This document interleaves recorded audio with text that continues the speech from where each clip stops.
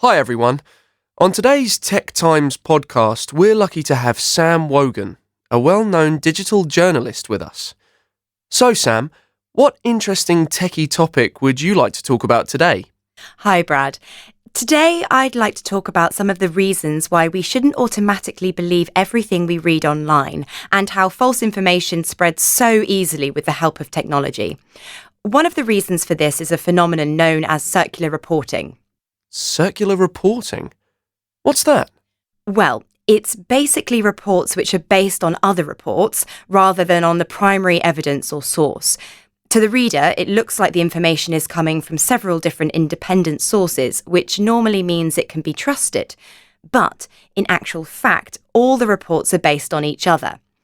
Imagine a piece of false information is published, for example on Wikipedia, and then is referenced in a newspaper article or other publication. Then, in turn, the original Wikipedia entry references or quotes the article as validation that the information is true. In a nutshell, it's the confirmation of false information by more than one publication.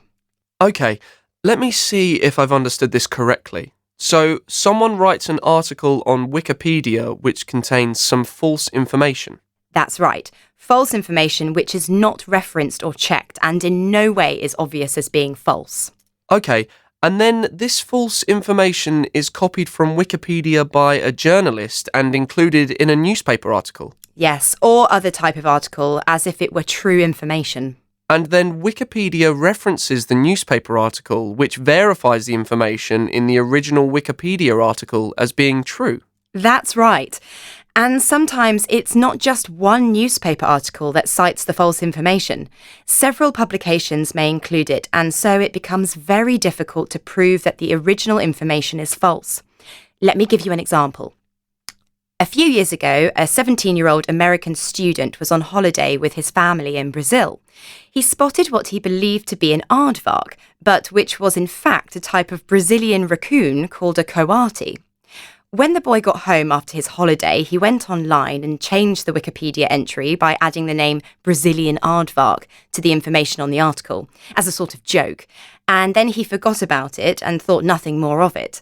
However, what started to happen was that articles and blogs began to quote the information from Wikipedia, and then those articles were re-reported as evidence in Wikipedia. Before long, everyone was talking about the Brazilian aardvark as if it were factual information. So when information makes its way from a Wikipedia page into a published article, the article could be spreading false information without even realising it. Exactly. It makes you wonder how many hoaxes initiated by people in this way have ended up as truths in many people's minds, just because people copy and paste vandalised Wikipedia pages.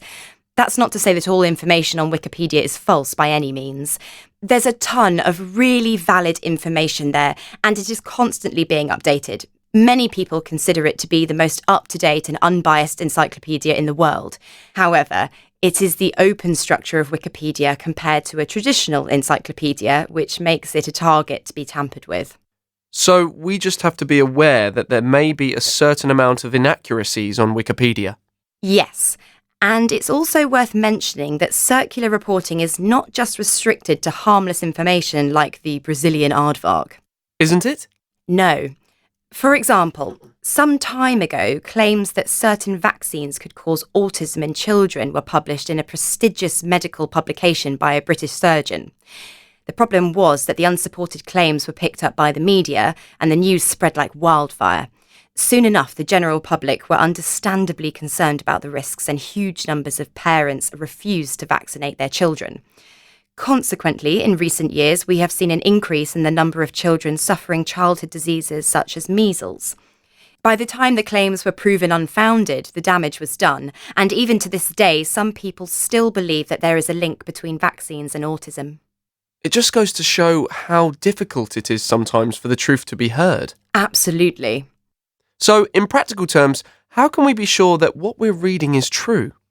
Well, we can take certain steps, such as checking the original source of the information and, if at all possible, checking that the original source is reliable and not just taken from either Wikipedia, Facebook, or the media. Right, so we need to be a little more critical and not just believe everything we read online. That's right.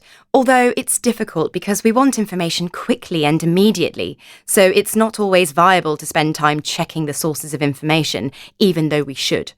And we should certainly try and reflect on the information and decide ourselves if we think it's true or not.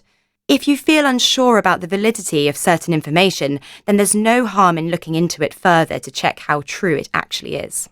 That's very true. We often take things at face value and don't really take the time to think critically about them. This recording was created by the British Council. To find more English language learning material for teenagers, please visit www.britishcouncil.org/learn English teens.